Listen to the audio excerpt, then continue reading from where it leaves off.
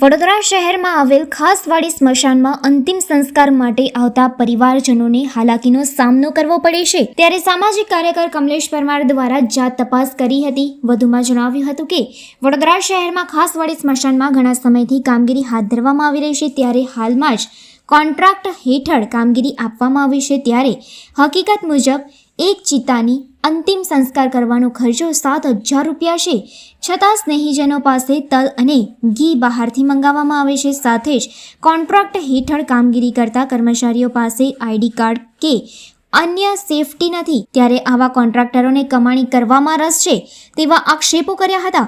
વધુમાં જણાવ્યું હતું કે લાકડા પલળી ગયા છે, ત્યારે શેડ બનાવવાની જરૂર છે, છતાં બેદરકારી બદલ નોટિસ આપી બ્લેકલિસ્ટ કરવામાં આવે તેવી સામાજિક કાર્યકર દ્વારા માંગ કરવામાં આવી છે.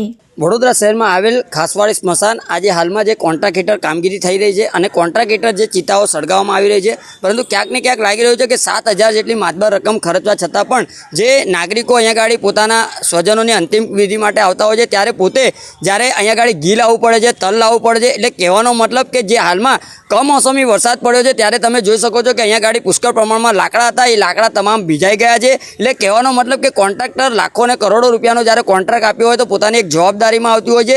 અને આ શેડ બનાવવાની એમની જરૂર હતી, કારણ કે જે તે સમય પર જલારામ ટ્રસ્ટ સેવા આપી રહ્યું હતું, ત્યારે પણ જે કહેવાય છે કે અહીંયા ગાડી શેડ માટે અમે અવારનવાર તંત્રને રજૂઆત કરી છે, લેખિતમાં મૌખિકમાં રજૂઆત કરી છે, પરંતુ ક્યાંક ને ક્યાંક લાગી રહ્યું છે કે તંત્ર આંખ આડા કાન કરી રહ્યું છે. ત્યારે હાલમાં જે કોન્ટ્રાક્ટ હેઠળ કામગીરી કરી રહ્યા છે એ કોન્ટ્રાક્ટરોના જે કહેવાય છે કે કર્મચારીઓ પાસે કોઈપણ જાતનું આઈ કાર્ડ પણ નથી, સાથે સાથે જે કર્મચારીઓ છે એમની પાસે કોઈ ટી શર્ટ નથી. એટલે આટલી બધી મોટી સંખ્યાની અંદર જ્યારે પોતે અહીંયા ગાડી કર્મચારીનો ખોરવાની પણ તકલીફ પડતી હોય છે. એટલે ખાસ કરીને આ જે લાલિયાવાડી ચાલી રહી છે, બેદરકારી છે, આ બેદરકારી સામે આવા કોન્ટ્રાક્ટરને તાત્કાલિક ધોરણે નોટિસ આપી અને બ્લેકલિસ્ટ કરવા જોઈએ. કારણ કે વડોદરા મહાનગરપાલિકામાં જે લોકો ટેક્સ વેરા ભરી રહ્યા છે, 7,000 જેટલી માતબર રકમના ખર્ચે જે કહેવાય છે કે અંતિમ ક્રિયા થતી હોય એક ચિતાની, તો ત્યારે જે કહેવાય છે કે જે સવલતો સુવિધાઓ આપવાની જરૂર છે, પરંતુ ક્યાંક ને ક્યાંક લાગી રહ્યું છે કે કોન્ટ્રાક્ટર પોતાની મનમાની કરતા હોય. ત્યારે આવા કોન્ટ્રાક્ટરને તાત્કાલિક ધોરણે વડોદરા શહેરના જે પણ જવાબદાર વ્યક્તિ હોય તેઓ દ્વારા તાત્કાલિક નિરીક્ષણ કરી અને આવા કોન્ટ્રાક્ટરોને બ્લેકલિસ્ટ કરવા જોઈએ અને એક વડોદરા શહેરમાં એક દાખલો બેસે એ રીતની કામગીરી કરવી જોઈએ તેવી અમારી ખાસ માંગણી છે.